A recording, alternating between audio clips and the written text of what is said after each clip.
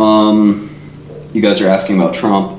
I think it's a tragedy and a travesty that a president would be indicted. I think it makes a mockery of our criminal justice system, which is already kind of a mockery to begin with. More and more prosecutors have gone from trying to get the bad guys to trying to get people that they think will help their careers and make them famous. And they're less concerned about their communities and more concerned about themselves. And that's the opposite of what a public servant is, right? A public servant is somebody that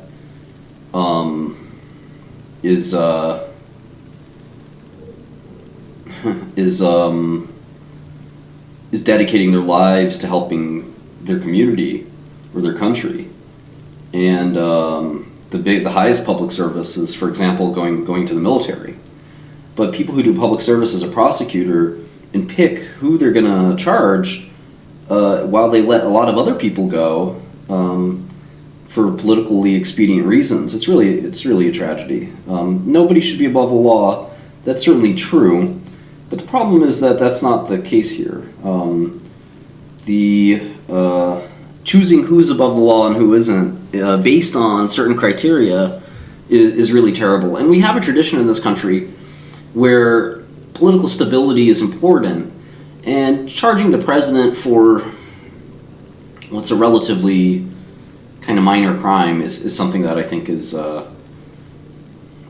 really a disgrace. It's never happened in the country's history. It, to me, signals maybe the beginning of the end of America. I hope that really smart people start to join the government and stem this kind of insanity that's been happening. But let's talk about science a little bit. Prince of Old Chin. I don't know if that's me, but okay. All right. So errors can be correlated in quantum computing, and that's kind of what becomes kind of problematic. If errors are not correlated, they're kind of easier to deal with. Or is it the other way around? Let's see. For many qubit technologies, now what the heck is a qubit? Many people are probably asking that. It's a long story. Some challenges to achieving fault tolerance can be traced to correlated errors. So there's the correlated errors. So somebody's asking, somebody's saying quantum bit. Sure, that's what a qubit is, a portmanteau of that. But what does it mean? I think is the harder thing. It's pretty tough to explain, actually.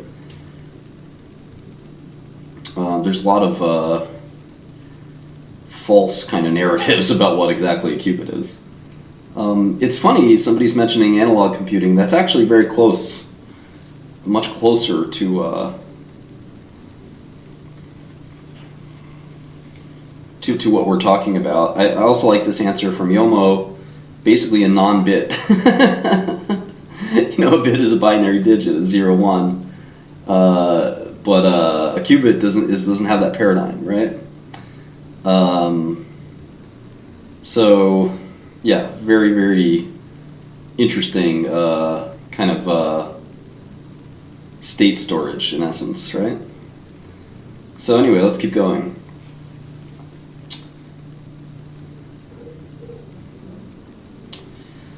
So, challenges